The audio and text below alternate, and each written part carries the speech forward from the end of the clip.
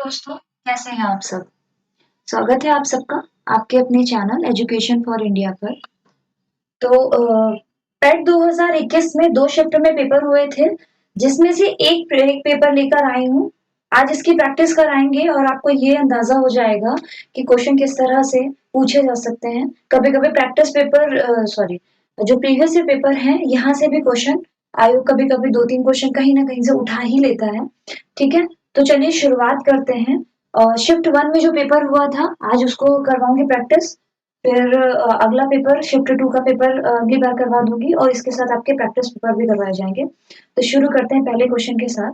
तो पहला क्वेश्चन है भारत में शासन करने वाले दिए गए शासकों का कालक्रमानुसार सही क्रम क्या है? तो आपको इनको बताना है कि कालक्रमानुसार सही क्रम किस तरह से ये इन्होंने शासन किया था इस सन में। ठीक है, तो सबसे पहले शेरशाह सूरी का पता करते हैं। तो हमको पहले ये पता होना चाहिए कि किस सन में ये आए, मतलब किस सन में इनका शासन हुआ था। ठीक है, तो शेरशाह सूरी जो है इनका इनका था 1540 में। 1540 से 45 ईस्वी तक इन्होंने शासन किया। ठीक है, उसके बाद है अकबर। अकबर आए थे ये मुगल वंश के थे और ये 1556 से 1605। ठीक है, इसके बीच में थे। अलाउद्दीन खिलजी, इनका शासनकाल था 1296 से 1300। ठीक है, और इल्तुतमिश, इल्तुतमिश ये इलवरी वंश। ठीक है, इसे मलुक वंश भी कहते हैं या गुलाम वंश कह सकते हैं। ठीक है, जिसके संस्थापक कुतुबुद्दीन ऐबक थे। इन्होंने और ये दिल्ली सल्तनत के पहले सुल्तान थे। तो 1211 से 1236 के बीच। तो क्रम बना लेंगे तो इल्तुतमिश 1211 से 1226 36। तो इससे सबसे ऑप्शन आएगा फोर्थ। ठीक है, तो फोर्थ किसमें फर्स्ट में है और सेकंड में है, तो ऑप्शन सी और डी कट जाएगा। ठीक है, फिर आते हैं अलाउद्दीन खिलजी 1296 से 1316 के बीच में। तो थर्ड ऑप्शन किसमें है, तो बी में है। ठीक है, दो के मिलाने की आपको जरूरत भी नहीं पड़ी, तो ऑप्शन ए भी कट जाएगा, तो उत्तर हो जाएगा है बी। उसके बाद 1540 से 45 शेरशाह सूरी और शेरशाह सूरी के बाद अकबर।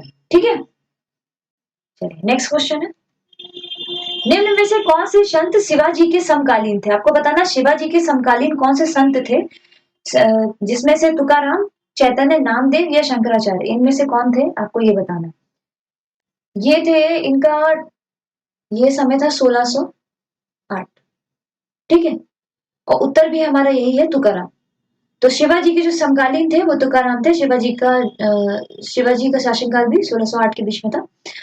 तुकाराम थे। ठीक है, और ये किसके अनुयायी, ये बारबरी मत के अनुयायी थे, बारबरी मत। ठीक है, इनका जो था बारकरी मत।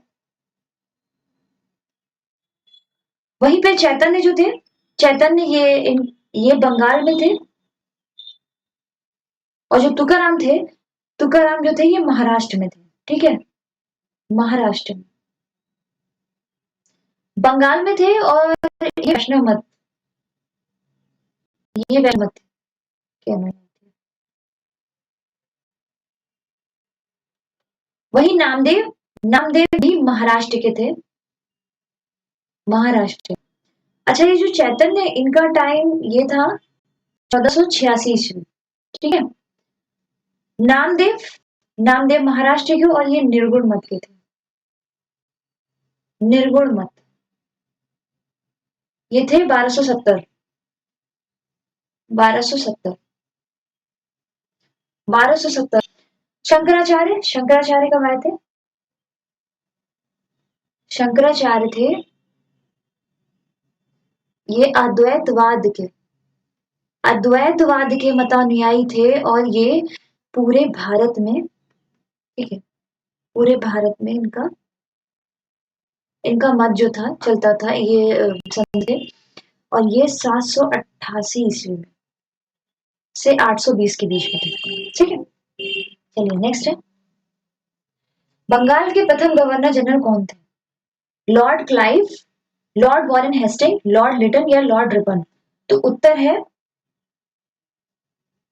उत्तर हो जाएगा बी। लॉर्ड वॉरेन हेस्टिंग जो थे ये बंगाल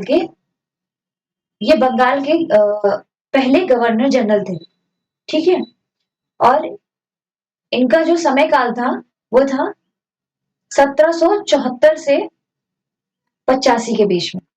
ठीक है, इन्होंने कलकत्ता के एक मदरसा की स्थापना भी की थी।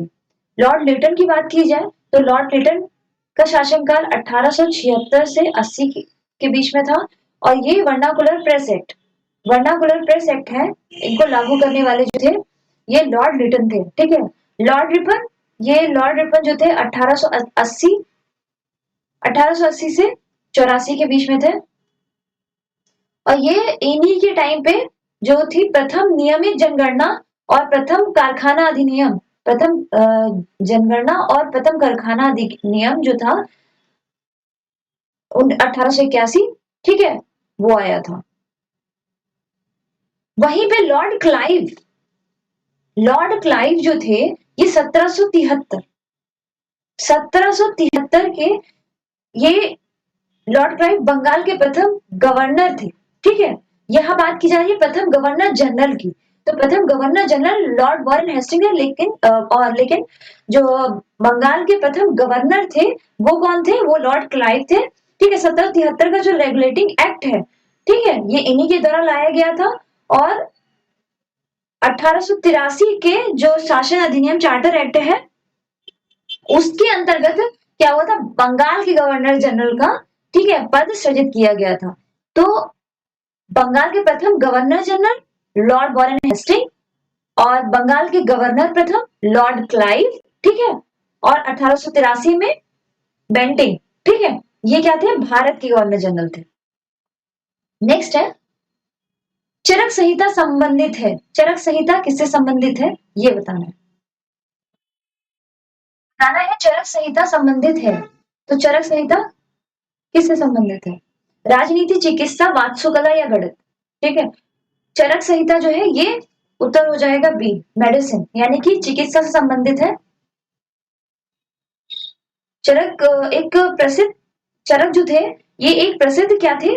ये एक प्रसिद्ध आयुर्वेद के विद्वान थे। ठीक है, और ये किसके शासनकाल के टाइम थे? कनिष्क के शासनकाल के टाइम थे, जो कि कुषाण वंश का शासक था। ठीक है, जो कि कुषाण वंश का शासक था। और इनकी जो प्रसिद्ध रचना है वो कौन सी है? चरक की चरक संहिता। ठीक है, चरक संहिता इनकी प्रसिद्ध रचना है। इसमें क्या है? इसमें रोग नाशक और रोग निरोधक औषधियों का उल्लेख है। नेक्स्ट क्वेश्चन है निम्न में से कौन सा जोड़ा सही नहीं है? आपको बताना है इसमें से कौन सा जोड़ा सही नहीं है।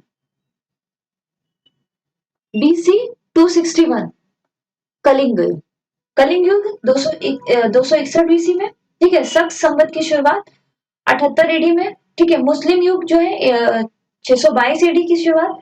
ठीक है, और औरंगजेब की मृत्यु 1709। तो आपको बताना है इसमें से कौन सा गलत है। तो ऑप्शन जो डी है ये गलत होगा। औरंगजेब की मृत्यु है वो 1709 ईस्वी में ना होके 1707 में हुई थी। ठीक है, औरंगजेब मुगल वंश का शासक। बाकी तीनों ऑप्शन हमारे सही हैं। ठीक है, चलिए नेक्स्ट है इनमें से किसे भारत के ग्रैंड ओल्ड मैन के नाम से जाना जाता है?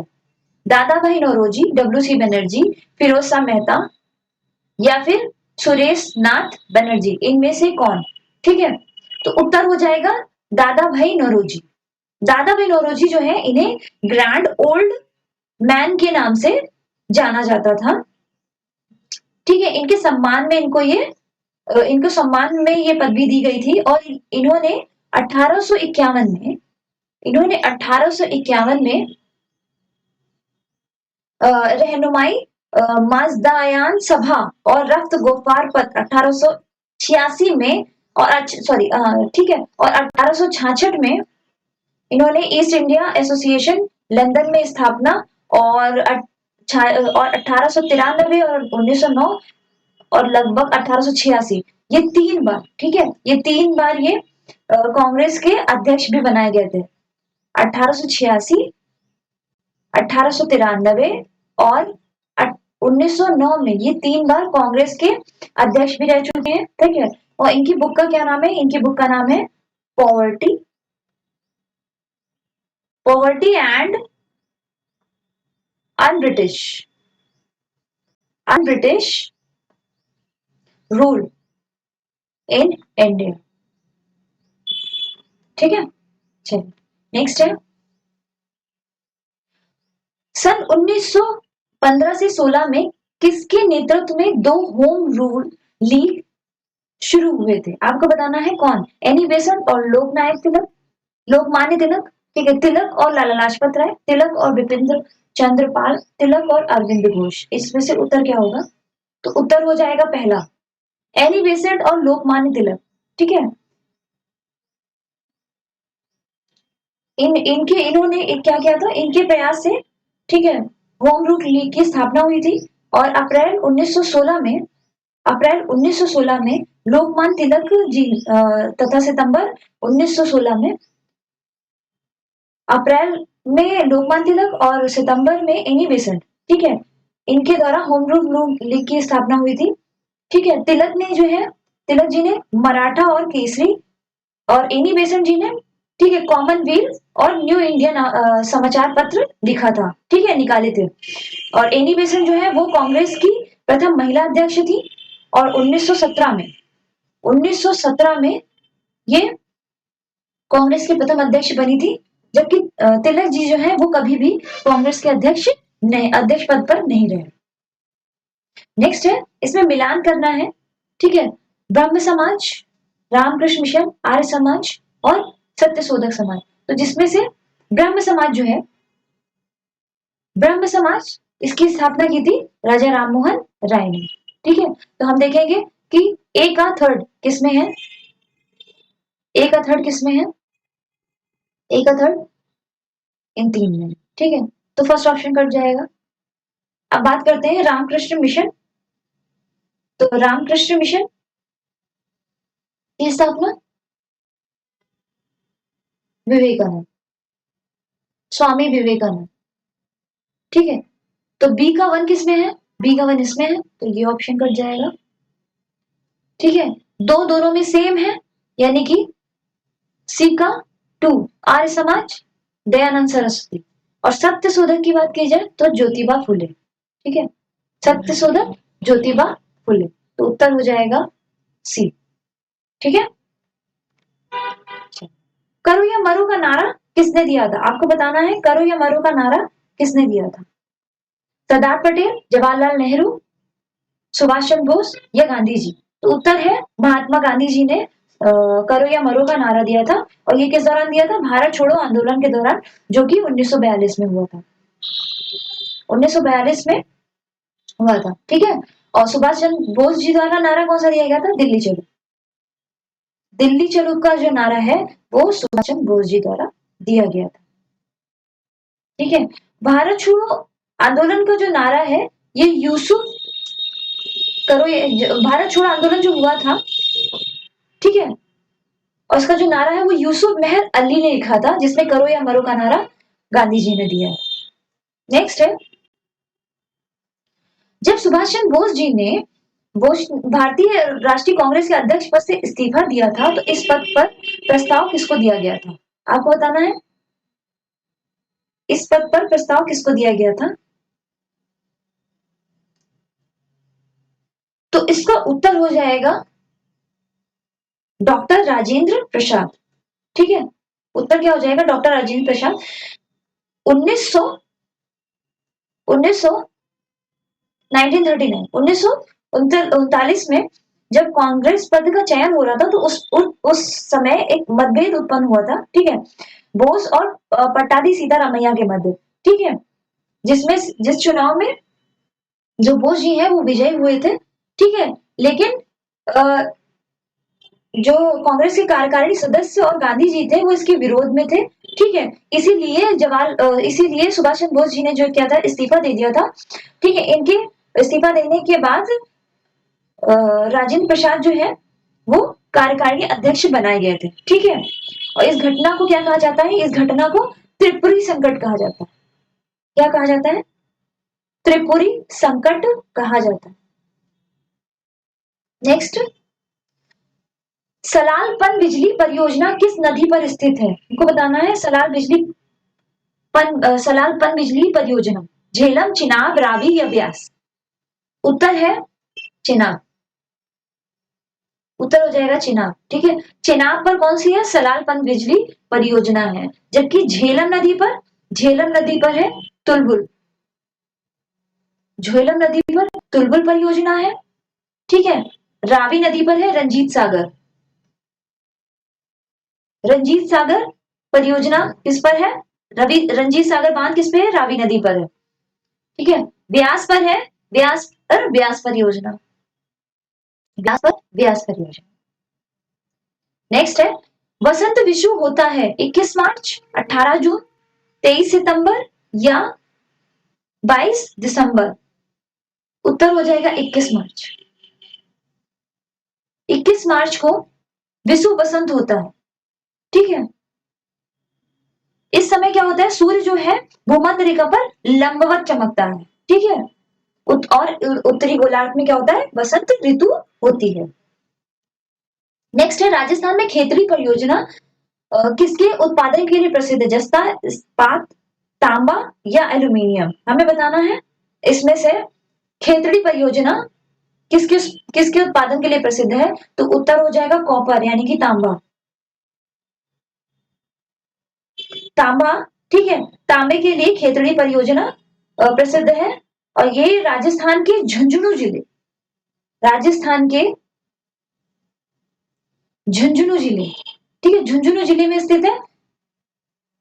और खेतड़ी नगर का निर्माण भारत सरकार की सार्वजनिक क्षेत्र की company Hindustan copper limited, Hindustan copper limited HCL ने किया था। नेक्स्ट है, काजीरंगा राष्ट्रीय उद्यान स्थित है। आपको बताना है काजीरंगा राष्ट्रीय उद्यान कहाँ पर है? मध्य प्रदेश, असम, पश्चिम बंगाल या केरल? चलिए जानते हैं कहाँ है। ठीक है, आसाम में है काजीरंगा राष्ट्रीय उद्यान जो है ये आसाम में है। ठीक है, मध्य प्रदेश में कौन सा है? मध्य प्रदेश में है कान्हा, कान्हा नेशनल पार्क जो है वो मध्य प्रदेश में है। पश्चिम बंगाल में, पश्चिम बंगाल में है Sundarban national park, Sundarban national park जो है वो पश्चिम बंगाल में है। और केरल में है, केरल में Periyar national park, Periyar national park Kerala में। नेक्स्ट है, निम्नलिखित में से कौन सी हिमालयी नदी तंत्र की नदियां हैं? हमको बताना है हिमालयी नदी तंत्र की कौन सी नदियां हैं? इनमें से कावेरी, गंगा, ब्रह्मपुत्र या गोदावरी? जिसमें से गंगा और ब्रह्मपुत्र जो है ये हिमालयी नदियां हैं। ठीक है, ब्रह्मपुत्र और गंगा। ठीक है, तो ऑप्शन हो जाएगा बी, सेकेंड और थर्ड, है ना। ये हिमालयी नदियां हैं। और कावेरी नदियां, कावेरी और गोदावरी जो है ये दक्षिण भारत नदियां हैं। ठीक है, गंगा नदी का उद्गम कहां से है? गंगा नदी का उद्गम जो है ये उत्तराखंड के उत्तरकाशी जिले में जो गौमुख के निकट गंगोत्री हिमनद है वहां से है। ठीक है, और ब्रह्मपुत्र का उद्गम है तिब्बत में, तिब्बत में मानसरोवर झील के पास जो चेमयुक डोंग ग्लेशियर है। ठीक है, चेमयुक चेमयुक डोंग ग्लेशियर, वहां से किसका? ब्रह्मपुत्र नदी का उद्गम है। गोदावरी नदी का उद्गम, गोदावरी नदी का उद्गम है पश्चिम घाट, पश्चिम घाट की त्रियंबक पहाड़ी से, पश्चिम घाट की त्रियंबक पहाड़ी से है गोदावरी। और कावेरी नदी का उद्गम जो है ब्रह्मागिरी पहाड़ी, ब्रह्मागिरी की पहाड़ी से, पहाड़ियों से कावेरी नदी का उद्गम है। ठीक है, तो उत्तर हो जाएगा बी। नेक्स्ट है, बैंक, क्वेश्चन है बैंक दर का अर्थ है। हमें बताना है बैंक दर का अर्थ क्या है? साहूकार दर ली जाने वाली ब्याज दर होगा कि अनुसूचित बैंकों द्वारा ली जाने वाली ब्याज दर, बैंकिंग संस्थाओं के लाभ की दर, या फिर देश के केंद्रीय बैंक द्वारा ली जाने वाली अधिकारी दर? तो उत्तर हो जाएगा D, official rate of interest charge by the central bank of the country. ठीक है, तो बैंक दर होती क्या है? बैंक दर है केंद्रीय बैंक द्वारा वाणिज्यिक बैंकों से ली जाने वाली आधिकारिक ब्याज दर को क्या कहते हैं? बैंक दर कहते हैं। ठीक है, ये सामान्य ब्याज दर पर रिजर्व बैंक द्वारा वाणिज्यिक बैंक को पैसा उधार दिया जाता है। ठीक है, यही बैंक दर कहलाती है। नेक्स्ट है, यदि आरबीआई नगद कोषानुपात को घटा दे तो साख सृजन पर क्या असर पड़ेगा? बढ़ जाएगी, घट जाएगी, कोई असर नहीं होगा या इनमें से कोई नहीं। आपको बताना है उत्तर क्या होगा। तो उत्तर हो जाएगा सी, बढ़ जाएगी। ठीक है। अगर आरबीआई नगद कोषानुपात, जिसे हम सीआरआर कहते हैं, ठीक है, जिसे सीआरआर कहते हैं, अगर ये आरबीआई घटा देती है तो साख सृजन जो होता है उसमें क्या होता है, बढ़ोतरी हो जाती है। ठीक है, बढ़ जाती है। तो वाणिज्यिक बैंकों को जो अपने कुल जमा होता है उसका एक निश्चित अंश जो होता है आरबीआई के पास रखना पड़ता है। ठीक है, इसी अंश को निर्धारण जो है केंद्रीय बैंक समय समय पर करती है। और केंद्रीय बैंक आरबीआई में अगर सॉरी सीआरआर में वृद्धि करती है तो वाणिज्य बैंकों के पास जो बैंकों के पास जो कम नकदी रहती है, ठीक है, जिससे साख सृजन में कमी होगी। और यदि और सीआरआर की कमी की जाती है तो जो नकदी होती है वो बढ़ जाती है। तो उत्तर क्या हो जाएगा, ऑप्शन सी। इनमें से किस प्रकार की अर्थव्यवस्था में संसाधनों पर निजी अधिकार निजी अधिकार होते हैं और आर्थिक गतिविधियों का मुख्य उद्देश्य लाभ अर्जित करना होता है। पूंजीवादी, समाजवादी, ठीक है, मिश्रित या वैश्विक, इनमें से किसका ये होता है। तो उत्तर हो जाएगा कैपिटलिज्म। कैपिटलिस्ट यानी पूंजीवाद। ठीक है, पूंजीवाद का जो पूंजीवादी अर्थव्यवस्था जो होती है वो संसाधनों पर निजी क्षेत्र का अधिकार, इनके संसाधनों पर जो होता है निजी क्षेत्र का अधिकार होता है। और आर्थिक गतिविधियों का मुख्य उद्देश्य क्या होता है, लाभ अर्जित करना होता है, जैसे कि अमेरिका। ठीक है, नेक्स्ट है 100 रुपए का नोट किसके द्वारा हस्ताक्षरित होता है, मतलब किसके द्वारा साइन किया जाता है। The 100 rupee rate bear the signature of, आपको बताना आरबीआई गवर्नर, भारत के राष्ट्रपति, आरबीआई भारत के राष्ट्रपति, वित्त मंत्री या वित्त सचिव। इसमें से उत्तर क्या होगा, आरबीआई। ठीक है, अगर बात की जाए 1 रुपए के नोट की, तब तो उनके किसके साइन होते हैं, तब वित्त सचिव के साइन होते हैं। लेकिन जब बात होती है आरबीआई की, सॉरी 100 रुपए के नोट, 100 रुपए के हो, 1000 के हो, 2000 का हो, तो उस पे किसके साइन होंगे, आरबीआई के गवर्नर के। ठीक है, साइन होते हैं। चलिए नेक्स्ट है फेमा। फेमा का पूर्ण रूप क्या है, आपको बताना है। फेमा का फुल फॉर्म क्या होगा, fund exchange media agency, foreign exchange management act, finance and export management association या फॉरेन एक्सपोर्ट मार्केट एजेंसी। उत्तर क्या हो जाएगा। तो फेरा का अर्थ होता है, फेरा का फुल फॉर्म हो जाएगा फॉरेन एक्सचेंज रेगुलेटिंग एक्ट। ये कब आया था, ये ये 1973 में आया था। ये कब आया था, 1973 में आया था। ठीक है, और ये इसको वर्ष 2016 सॉरी 2000 में फेमा एक्ट जो है फॉरेन एक्सचेंज मैनेजमेंट एक्ट में बदलकर नए स्वरूप में इसको प्रस्तुत किया गया था। रेगुलेटिंग एक्ट था, उसको मैनेजमेंट एक्ट में प्रस्तुत किया गया था। ठीक है, तो जो रेगुलेटिंग है वो 1973 में आया था और जो मैनेजमेंट एक्ट है वो 2000 में। और ये अधिनियम जो है वो पूरे देश और भारत के बाहर संचालित होने वाले निकाय जैसे कि कॉर्पोरेट की उन सभी शाखाओं और एजेंसियों पर लागू होता है जिनके नियंत्रण में मालिक एक भारतीय निवासी है। नेक्स्ट है भारत के संविधान में जन स्वास्थ्य एवं स्वच्छता किसमें शामिल है। बताना है राज्य सूची में, समवर्ती सूची में, संघ सूची में या इनमें से कोई नहीं। ठीक है, तो उत्तर हो जाएगा राज्य सूची में। ठीक है, जन स्वास्थ्य और स्वच्छता जो है वो राज्य सूची के अंतर्गत है। ठीक है, जो ये सूचियां हैं ये जो है ये 7वीं अनुसूची में विषयों का बंटवारा 3 सूचियों में किया गया है। 7वीं अनुसूची 3, जिसमें से राज्य सूची, ठीक है, संघ सूची और तीसरा है समवर्ती सूची। ठीक है, इन 3 सूचियों में इनको विभाजित किया गया, जिसमें से संघ सूची में 97 विषय हैं जो अब बढ़कर वर्तमान में 100 हो गए हैं।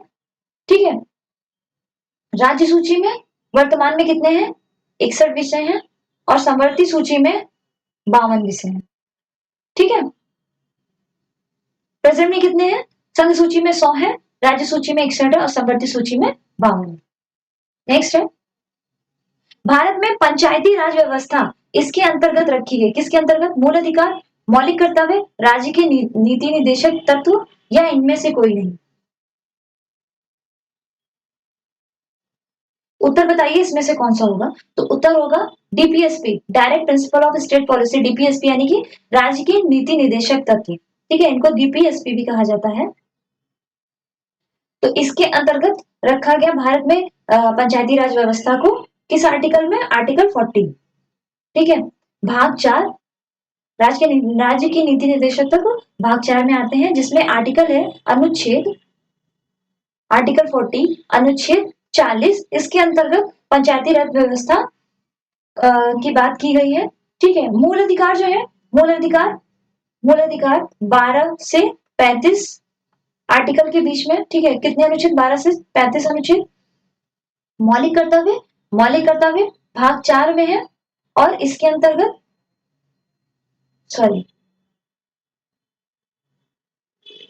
मूल अधिकार जो है, मूल अधिकार भाग 3 में है, ये भाग 3 में है।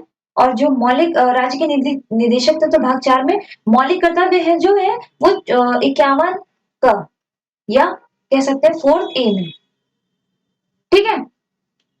चलिए नेक्स्ट है शिक्षा का अधिकार, एक मौलिक अधिकार है जो कि संबंधित है। शिक्षा का अधिकार मौलिक अधिकार है, किससे संबंधित है, 21A, 19 या 29 से 30 या इनमें से कोई नहीं। तो उत्तर हो जाएगा 21A, ठीक है।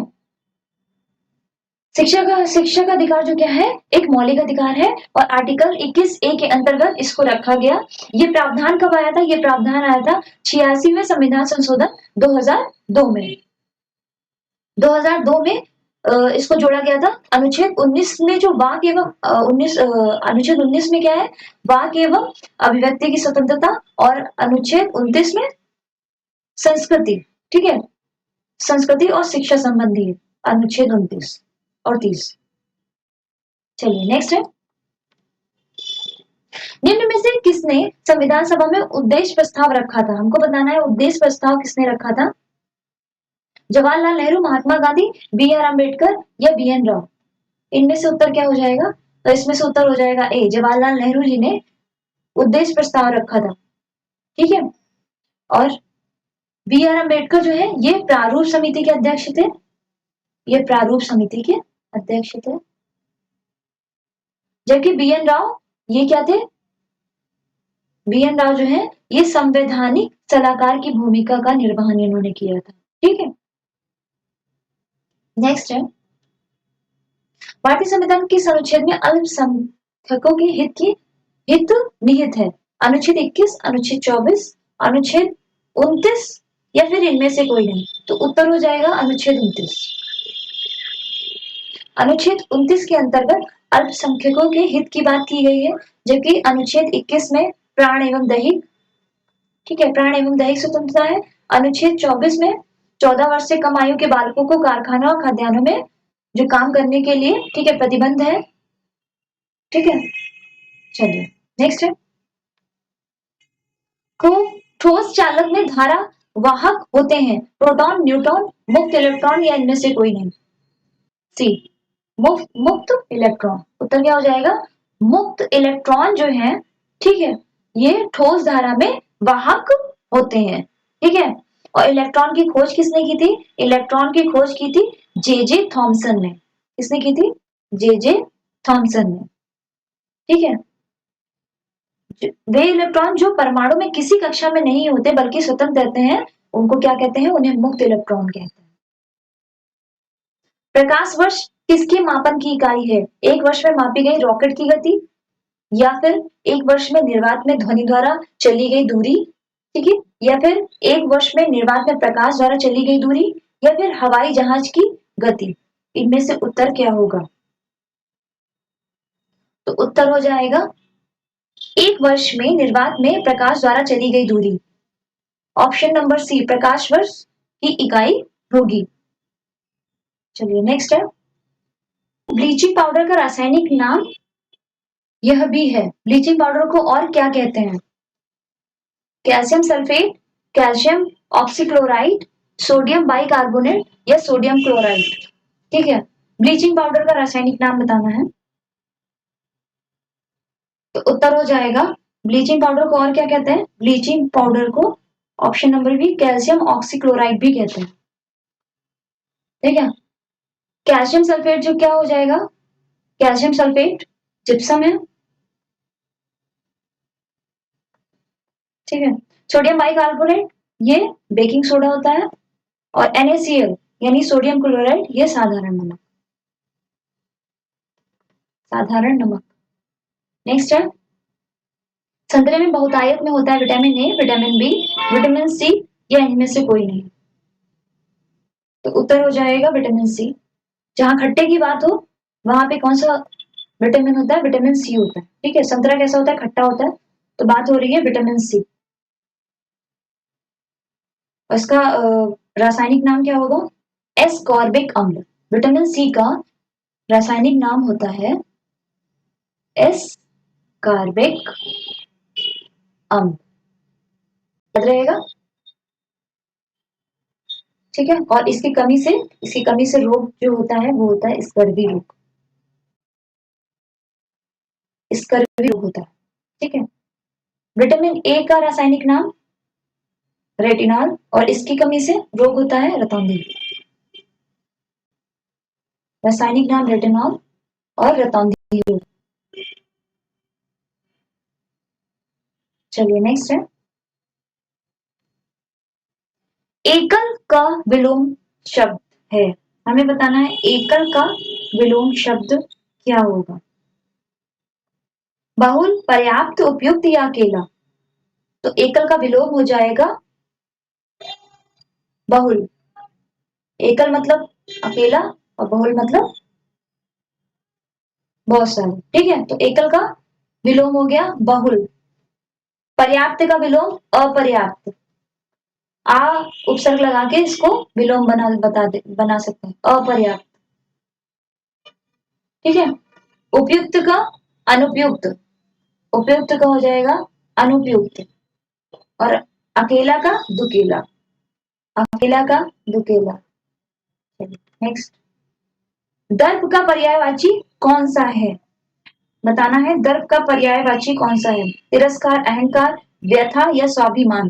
तो दर्प का पर्यायवाची हो जाएगा अहंकार, अहंकार हो जाएगा इसका पर्यायवाची। दर्प के और पर्यायवाची कौन से हैं, अहंकार के अलावा दंभ, घमंड, मान, गर्व, अभिमान, ये सब क्या है, ये दर्प के पर्यायवाची हैं, ठीक है। जबकि व्यथा, व्यथा क्या होता है, व्यथा मतलब दुख, दुख, वेदना, विपदा, ये सब क्या है, ये व्यथा के हैं, ठीक है। स्वाभिमान, स्वाभिमानी यानी कि आत्मगौरव, आत्मसम्मान, ठीक है, ये स्वाभिमान के पर्यायवाची हैं। चलिए नेक्स्ट, मन को हरने वाला वाक्य के लिए आपको एक शब्द बताना है। मन को हरने वाला वाक्य के लिए एक शब्द क्या होगा, मर्मांतक, मनोहर, मदमस्त या मदमयी। इसमें से उत्तर हो जाएगा ऑप्शन नंबर बी, मनोहर। मन को हरने वाला मनोहर, मन हर, ठीक है। मन को हरने वाला मन और हर, मनोहर, ठीक है। वहीं पे मर्म तक पहुंचकर उस पर अनिष्ट प्रभाव डालने वाला क्या होता है, मर्मांतक। मर्म तक पहुंचकर उस पर अनिष्ट प्रभाव डालने वाला, ठीक है। और मदमस्त मतलब जो मद में उन्मत्त हो, जो मद में उन्मत्त हो वो क्या हो गया, मदमस्त। गागर में सागर भरना मुहावरे का अर्थ, गागर में सागर मतलब थोड़े में बहुत करना, बहुत कहना, ठीक है। इसका मुहावरे का अर्थ हो जाएगा थोड़े में बहुत कहना, गागर में सागर भरना। अल्पभाषी, अल्पभाषी होता है कम बोलने वाला, कम बोलने वाला कौन होता है, अल्पभाषी होता है, ठीक है।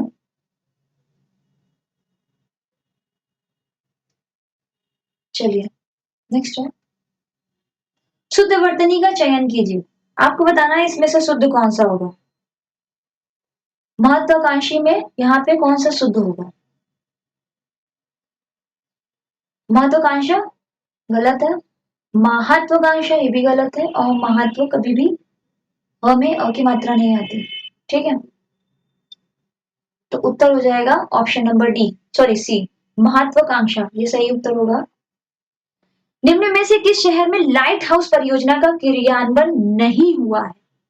हमें बताना है किसमें लाइट हाउस का क्रियान्वयन नहीं हुआ है। उत्तर बताइए कहाँ नहीं हुआ है लाइट हाउस का क्रियान्वयन? अगरतला, रांची, चेन्नई, पटना। ठीक है, तो उत्तर है पटना। पटना में जो है लाइट हाउस का क्रियान्वयन नहीं हुआ है, जबकि अगरतला, रांची और चेन्नई में इसका क्रियान्वयन लाइट हाउस का हुआ है। ठीक है, लाइट हाउस जो परियोजना है ये केंद्रीय शहरी मंत्रालय की एक महत्वाकांक्षी परियोजना है।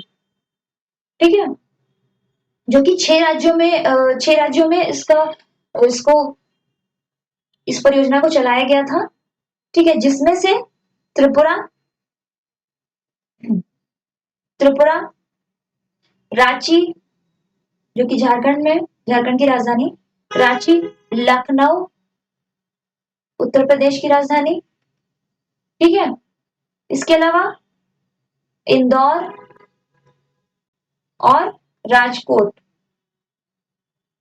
राजकोट, चेन्नई। ठीक है, ये 6 राज्य हैं जहां पर लाइट हाउस परियोजना का क्रियान्वयन हुआ था, जबकि पटना में इसका क्रियान्वयन नहीं हुआ था। ठीक है, तो उत्तर हो जाएगा पटना। चलिए नेक्स्ट है,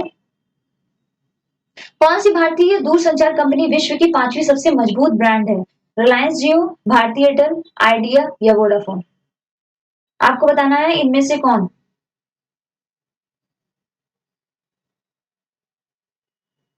तो उत्तर हो जाएगा रिलायंस जियो जो है वो 5वीं सबसे मजबूत ब्रांड है। ठीक है, जिसमें से सबसे सबसे ज्यादा मूल्यवान कौन सी है? सबसे ज्यादा मूल्यवान है एप्पल कंपनी, जो विश्व की सबसे मूल्यवान ब्रांड है एप्पल।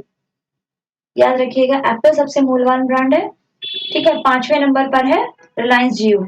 अमेजन द्वितीय पे है, गूगल तृतीय पे है। ठीक है, अमेजन सेकंड पे है, अमेजन, और गूगल है थर्ड नंबर पर। चलिए नेक्स्ट है, परियो हमको बताना है bold bombo oasis on land in drought. ठीक है, परियोजना हाल ही में भारत के किस राज्य में शुरू हुई? राजस्थान, हरियाणा, बिहार, मध्य प्रदेश। किस राज्य में शुरू हुई? तो उत्तर हो जाएगा ऑप्शन नंबर ए, राजस्थान में शुरू हुई। ठीक है, बोल्ड परियोजना जो है जिसका फुल फॉर्म होता है bamboo oasis on land in drought, ये राजस्थान में शुरू हुई थी। ठीक है, ये खाद्य और ग्रामोद्योग आयोग ने उदयपुर में, ठीक है, सूखे भू क्षेत्र पर बांस मरु उद्यान, ठीक है, बांस मरु उद्यान जिसको इंग्लिश में bombo oasis on land and drought नामक जो ये परियोजना ये शुरू की गई थी। और इसका ये खादी जो जिस इसके अंतर्गत ये जो खादी और ग्रामोद्योग आयोग है ये 1956 में स्थापित एक सांविधिक निकाय है जिसके अंतर्गत, ठीक है, इसको शुरू किया गया था। चलिए नेक्स्ट है, संयुक्त राष्ट्र की कोवैक्स योजना के अंतर्गत कोविड-19 की मुफ्त वैक्सीन पाने वाला पहला देश कौन सा है? हम ये वो क्वेश्चन करा रहे हैं आपको जो आपको 2021 के पेड में करवाए गए हैं। ठीक है, चलिए घाना, नाइजीरिया, अफ्रीका, सूडान। तो उत्तर हो जाएगा घाना। ठीक है, घाना पहला ऐसा मुफ्त वैक्सीन पाने वाला पहला देश था कोवैक्स। ठीक है, संयुक्त राष्ट्र की कोवैक्स योजना के अंतर्गत। नेक्स्ट है, अंतरिक्ष में जाने वाली भारतीय मूल की दूसरी अमेरिकी महिला अंतरिक्ष यात्री कौन है? आपको बताना है कौन है। सीरिशा बांदला, श्रेया बांदला, ऋतु कारीधाल या कल्पना चावला। इसमें से उत्तर हो जाएगा ए, सिरिसा बांदला जो है ये दूसरी है। ठीक है, जो कि भारतीय मूल की है और अमेरिकी अंतरिक्ष दूसरी अमेरिकी महिला अंतरिक्ष यात्री बनी है। पहली कौन थी? पहली थी कल्पना चावला। पहली कौन थी? कल्पना चावला। ठीक है, नेक्स्ट है, उस भारतीय पहलवान का नाम क्या है जिस पर हाल ही में डोपिंग के लिए 2 साल का प्रतिबंध लगाया गया? हमें इस बताना है योगेश्वर दत्त, सुमित मलिक, ठीक है, रविंद्र सिंह या पवन कुमार। तो उत्तर हो जाएगा सुमित मलिक। सुमित मलिक जो थे इनके ऊपर क्या किया था? इनके ऊपर 2 साल का डोपिंग चार्ज लगाया गया था। नेक्स्ट है, भारत का वह कौन सा प्रथम राज्य है जहां end to end e cabinet प्रणाली लागू की गई है? Uttar Pradesh, Himachal Pradesh, Goa, Haryana. End to end cabinet प्रणाली, तो ये हिमाचल प्रदेश में एंड टू एंड कैबिनेट प्रणाली लागू की गई। नेक्स्ट है, किस भारतीय मंत्रालय द्वारा हाल ही में 19-20 के लिए यूडीआईएसई, ठीक है, यूडीआईएसई शुरू किया गया? तो उत्तर हो जाएगा बी, शिक्षा मंत्रालय के अंतर्गत। शिक्षा मंत्रालय द्वारा जो है ये यूडीआईएसई प्लस परियोजना, ठीक है, शुरू की गई। इसका पूरा नाम क्या है? Unified district, unified district, unified district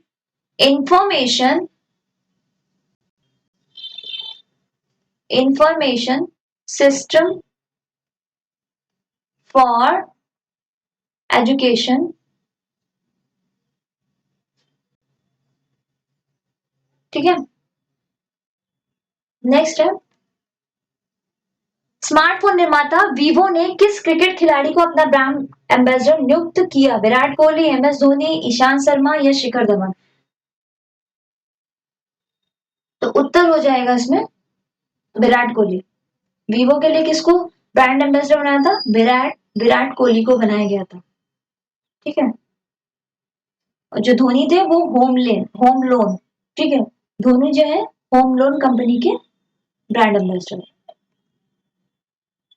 artificial intelligent आधारित पोर्टल, ठीक है, सुपेस भारत में किस न्यायालय के लिए शुरू किया गया? दिल्ली उच्च न्यायालय, गुजरात उच्च न्यायालय, सर्वोच्च न्यायालय या इनमें से कोई नहीं?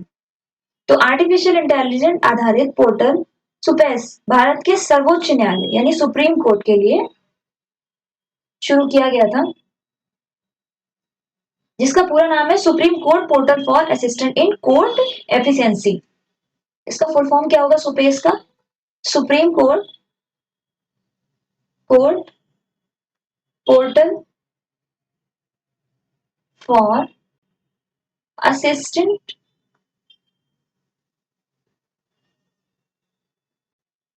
इन कोर्ट्स एफिशिएंसी। नेक्स्ट है, कितने भारतीय राज्य नेपाल से सीमा साझा करते हैं? 5, 4, 3, 2? तो उत्तर है 5, उत्तर हो जाएगा 5, ठीक है। 5 राज्य जो है वो भारतीय राज्य से सीमा साझा करते हैं, जिसमें से है उत्तराखंड, उत्तर प्रदेश, बिहार, वेस्ट बंगाल यानी कि पश्चिम बंगाल, ठीक है, और सिक्किम।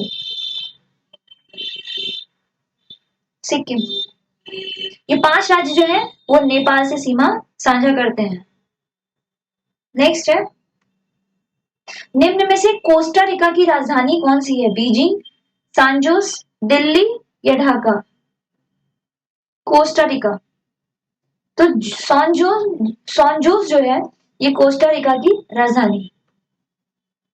ऑप्शन नंबर बी उत्तर हो जाएगा, ठीक है। चीन की राजधानी बीजिंग, बीजिंग किसकी राजधानी? चीन। दिल्ली भारत की है और ढाका बांग्लादेश।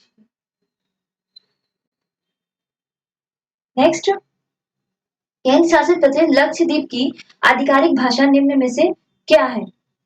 लक्षद्वीप की आधिकारिक भाषा कौन सी है? तमिल, मलयालम, ग्रेट अंडमानी या सिंगला? उत्तर हो जाएगा बी, मलयालम जो है ये लक्षद्वीप की आधिकारिक भाषा है, ठीक है। और इसकी राजधानी क्या है? लक्षद्वीप की राजधानी क्या है? लक्षद्वीप की राजधानी है कवारत्ती। क्या है? कवारत्ती, ठीक है। ये अरब सागर में स्थित द्वितीय संघ है और इस पर क्या है? प्रवाल द्वितीय निर्मित है। चलिए नेक्स्ट है, भारत के संविधान के अनुसार लोकसभा के सदस्यों की अधिकतम संख्या क्या है? लोकसभा के सदस्यों की अधिकतम संख्या कितनी है? 552। हिंदी दिवस कब मनाया जाता है? 14 सितंबर, 1 अक्टूबर, 2 नवंबर या 3 अक्टूबर? हिंदी दिवस मनाया जाता है 14 सितंबर को। कब मनाया जाता है? 14 सितंबर को होता है हिंदी दिवस। 1 अक्टूबर को क्या होता है? 1 अक्टूबर को विश्व शाकाहारी दिवस। विश्व शाकाहारी दिवस होता है। एक अक्टूबर को, 2 नवंबर को, 2 नवंबर ही 26 नवंबर है, ठीक है। तो 26 नवंबर हो जाएगा हमारा राष्ट्रीय संविधान दिवस। हो जाएगा राष्ट्रीय 26 नवंबर को होता है राष्ट्रीय संविधान दिवस, ठीक है। और 3 अक्टूबर हो जाएगा जर्मन एकता दिवस। एकता दिवस। चलिए नेक्स्ट है, इनमें से कौन सा देश सार्क का सदस्य नहीं है? नेपाल, बांग्लादेश, अफगानिस्तान या म्यांमार? इनमें कौन सा है जो सार्क का सदस्य नहीं है? तो नेपाल, बांग्लादेश, अफगानिस्तान है, जबकि म्यांमार जो है ये सार्क का सदस्य नहीं है। चलिए नेक्स्ट है, निम्न में से किस स्थान पर अजंता एलोरा की गुफाएं स्थित है? बेंगलुरु, दिल्ली, औरंगाबाद या लखनऊ? कहाँ पर अजंता एलोरा की गुफाएं हैं? तो उत्तर हो जाएगा ऑप्शन नंबर सी, औरंगाबाद में जो है अजंता एलोरा की गुफाएं जो है ये राष्ट्रकूट वंश के द्वारा, ठीक है, किया गया था। औरंगाबाद कहाँ है? महाराष्ट्र, महाराष्ट्र में है, ठीक है। अजंता एलोरा की गुफाएं जो है ये राष्ट्रकूट वंश के द्वारा बनवाई गई थी, इनका निर्माण करवाया गया था, ठीक है, एलोरा का। और जबकि अजंता की बात की जाए तो अजंता की जो गुफाओं का निर्माण है ये गुप्त शासकों द्वारा। एलोरा की जो गुफाएं हैं राष्ट्रकूट वंश द्वारा, और अजंता अजंता का गुप्त शासकों द्वारा, ठीक है, इसका निर्माण करवाया गया था। अजंता की जो गुफाएं हैं ये किससे संबंधित है? ये बौद्ध धर्म से संबंधित है, बौद्ध धर्म, ठीक है। जबकि एलोरा एलोरा जो है ये बौद्ध, हिंदू और जैन, ये तीनों धर्म से संबंधित है एलोरा की गुफाएं, ठीक है। और ये दोनों ही स्थल जो है 1883 में, सॉरी 1983 में यूनेस्को की विश्व विरासत स्थल में सम्मिलित किए गए। नेक्स्ट है, ओणम किस भारतीय राज्य केंद्र शासित प्रदेश का सांस्कृतिक उत्सव है? असम, केरल, तमिलनाडु या कर्नाटक? ओणम कहाँ का है? तो ओणम जो है ये केरला का है, ठीक है, उत्तर हो जाएगा बी। ओणम कहाँ का है सांस्कृतिक उत्सव? केरल का, ठीक है। आसाम का है बिहू, कई बार पूछा भी जा चुका है, इसको ध्यान रखिएगा, ठीक है। बिहू, आसाम का बिहू है। तमिलनाडु का पोंगल है, तमिलनाडु का पोंगल है। और कर्नाटक का महामस्तकाभिषेक, महामस्तकाभिषेक, ठीक है, याद रहेगा। चलिए नेक्स्ट है, निम्नलिखित में से कौन सा ग्रह सूर्य के सबसे नजदीक है? पृथ्वी, मंगल, चंद्रमा या बुध? इनमें से कौन है जो सबसे नजदीक है?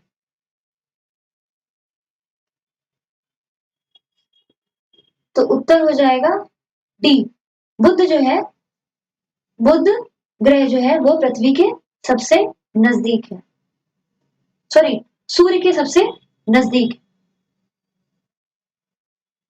नेक्स्ट है, नोबेल पुरस्कार जीतने वाले प्रथम एशियाई कौन थे? सीवी रमन, राजीव गांधी, रविन्द्रनाथ टैगोर या मदर टेरेसा? हमको बताना है नोबेल पुरस्कार जीतने वाले प्रथम एशियाई बताना है, ठीक है। प्रथम एशियाई कौन है? तो उत्तर हो जाएगा रविन्द्रनाथ टैगोर।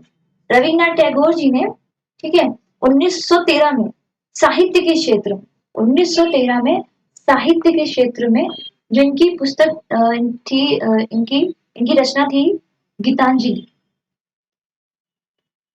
गीतांजलि के लिए इन्हें क्या था 1913 में साहित्य का प्रथम नॉवेल इनको मिला था, ठीक है। टैगोर जी जो है कवि, लेखक, समाज सुधारक, दार्शनिक और चित्रकार, ये सभी थे। ठीक है, और इन्होंने ही महात्मा गांधी को क्या है, महात्मा की उपाधि दी थी।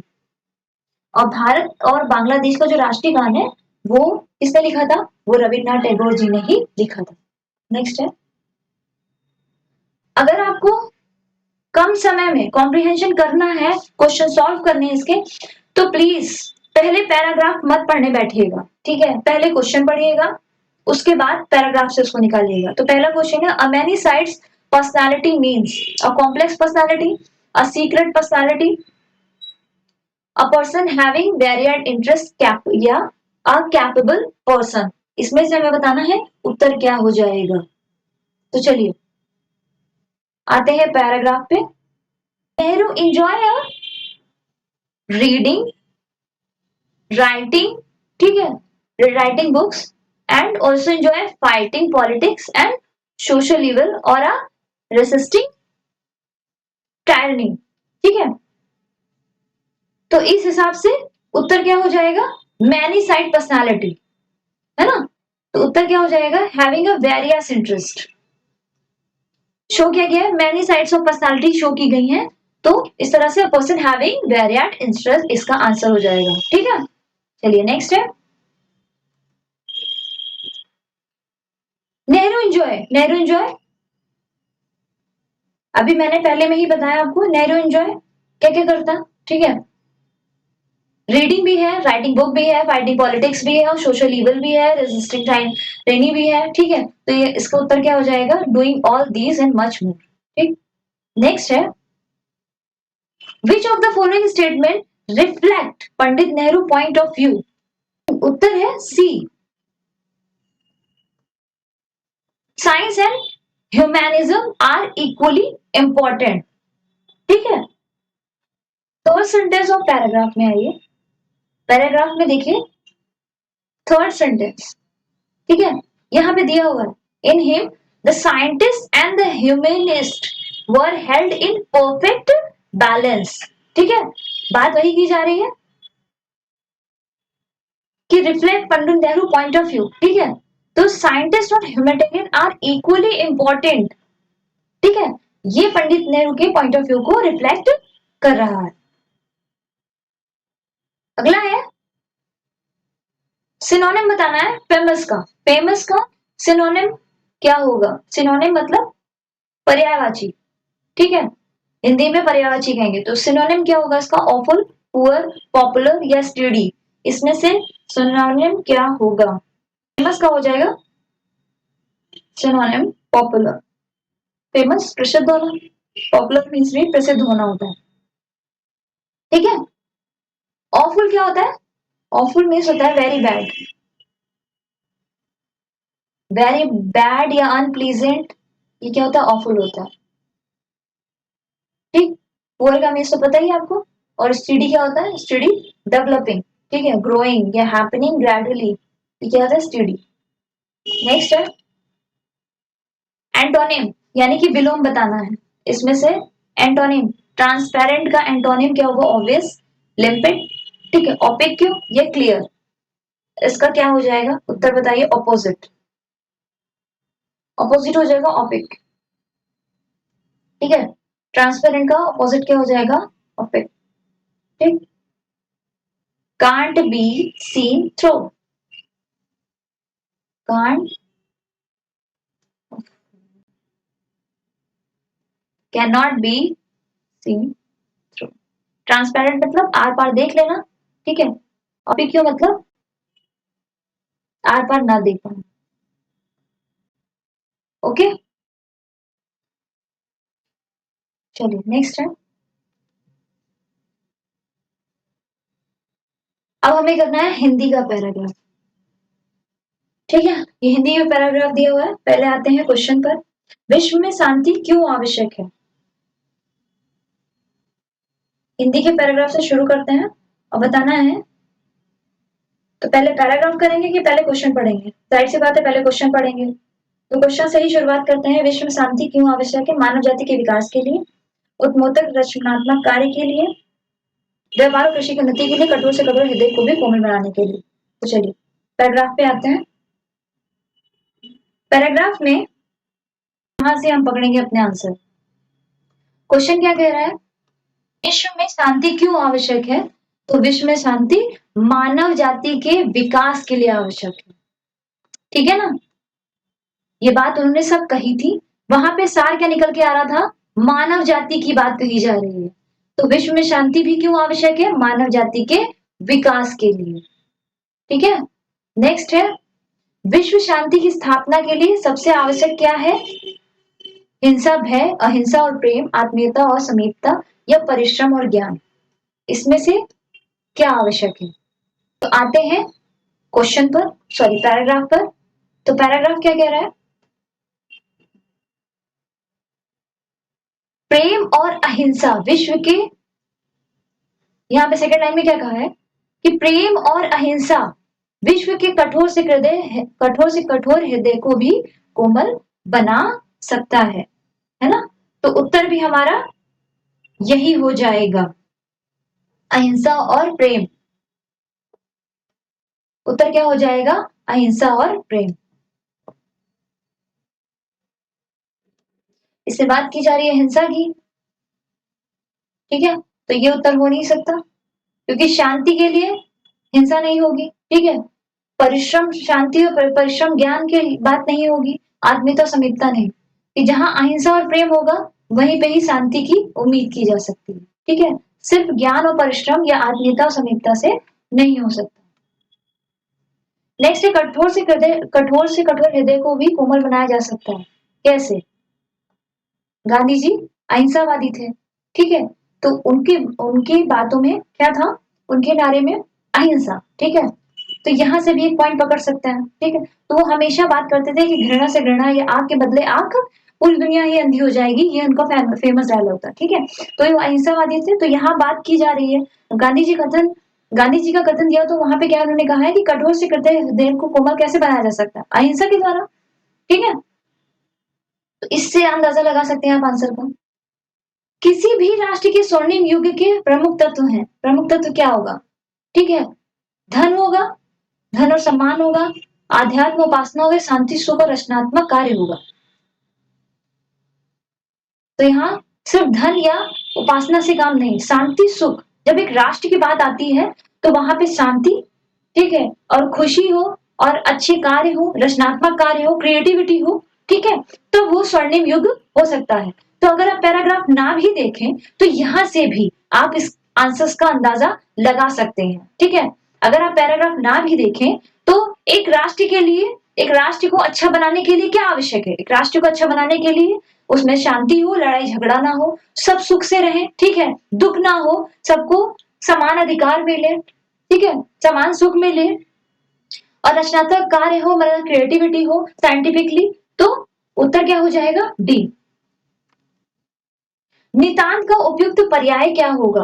अब बताना, नितांत का उपयुक्त पर्यायवाची क्या होगा? भली भांति, बिल्कुल, विधिवत या निम्न, इनमें से क्या होगा? तो उत्तर है नितांत मतलब बिल्कुल। ठीक है, इसका पर्यायवाची क्या हो जाएगा? बिल्कुल हो जाएगा इसका पर्यायवाची, ऑप्शन नंबर बी। नेक्स्ट है, अगला है, ये पैराग्राफ दिया हुआ है, ठीक है, तो आपको मैंने बता दिया है कि किस तरह से हमें पैराग्राफ करने हैं, पैराग्राफ से कैसे क्वेश्चन करने हैं। तो पहले क्वेश्चन पढ़ना है, उसके बाद पैराग्राफ में देखना है कि वो आंसर की पॉइंट पकड़कर बता देखना है कि हमें आंसर कैसे निकालना है। ठीक है, तो चलिए इसका हम क्वेश्चन, इसके आंसर्स आपको बता देते हैं। विज्ञान मानव की सबसे बड़ी शक्ति इसलिए कही गई है क्योंकि इसके बल से मनुष्य, तो इसका उत्तर हो जाएगा, इसका उत्तर हो जाएगा उत्तर नंबर बी, प्रकृति और प्राणी जगत का सिरमौर है। ठीक है,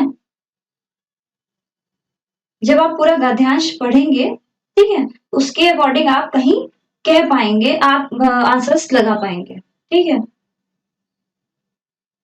चलिए नेक्स्ट है, वैज्ञानिक चिंतन पद्धति ने मनुष्य का सबसे बड़ा उपकार यह किया है कि उसे मुक्ति मिली है। तो इसका उत्तर हो जाएगा सी, भ्रमपूर्ण रूढ़िवादी विचारधाराओं से।